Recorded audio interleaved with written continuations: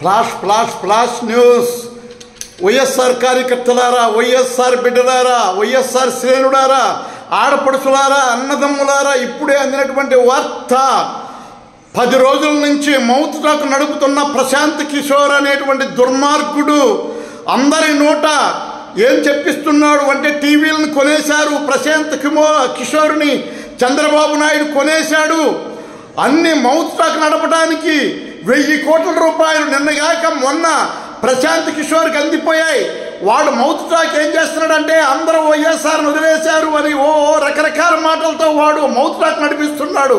మన వైఎస్ఆర్ గెలుస్తుందని మొన్నటి వరకు చెప్పినటువంటి వాడు ఈ డబ్బులకు ఆశపడి మనల్ని బ్లాక్ మెయిలింగ్ చేస్తున్నాడు, గ్లోబల్ ప్రచారం చేస్తున్నాడు. నమ్మరాదు, వైఎస్ఆర్ సిపి అఖండమైనటువంటి మెజార్టీతో గెలుస్తుంది.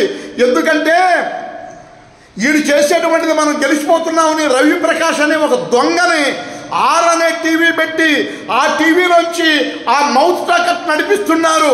నమ్మరాదు, మనం బంపర్ మెజారిటీతో జగన్మోహన్ రెడ్డి గారు గెలుస్తున్నారు, మనం గెలిపిస్తున్నాం. ఫ్లాష్ న్యూస్ అందరికీ మీరు మౌత్తో చెప్తారు, మౌత్ టాక్ చెప్తారు, వాట్సాప్లో చెప్తారు, యూట్యూబ్లో చెప్తారు. అర్జెంటుగా ఇది రాష్ట్రం అంతా కూడా ఇది మనం పబ్లిసిటీ చేసి మన వాళ్ళని మనం రక్షించుకుందాం. ప్రశాంత్ కిషోర్ అనే దొంగ వచ్చేసాడు, దొరబడిపోయాడు. అందరికీ డబ్బులు ఇచ్చి వాడు 1000 కోట్లు 100 కోట్లు ఖర్చు పెట్టేసి మౌత్ టాక్ నడిపిస్తున్నాడు. వైఎస్ఆర్ లేదు, కూటమి గెలుస్తుందని 10 కోట్ల రూపాయలు పందాలంటున్నారు. అంతా ఒట్టిది, ఎవడు కట్టలేడు కదా 10 కోట్ల రూపాయలు పందాలంటే ఆడే గెలుస్తారనుకుంటామని 10 కోట్ల పందెం 10 కోట్ల పందెం అనిపిస్తున్నాడు జనాల చేత. అదంతా కూడా పచ్చనేతలు చేసేటువంటిది.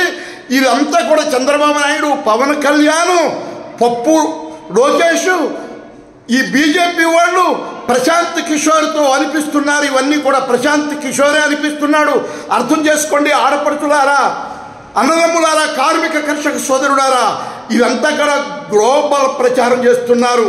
పందెం అంటే తక్కువ కట్టుకోకుండా 10 కోట్లు అంటే ఎవరు రాలేరు, ఎంతో గొప్పగా అయితేనే కదా 10 కోట్లు కడతారని వాడు నమ్మిస్తున్నాడు. ప్రశాంత్ కిషోర్ దొంగ దొంగ దొంగ ప్రశాంత్ కిషోర్ దొంగ, పచ్చనేతలందరూ దొంగలు, చంద్రబాబు దొంగ.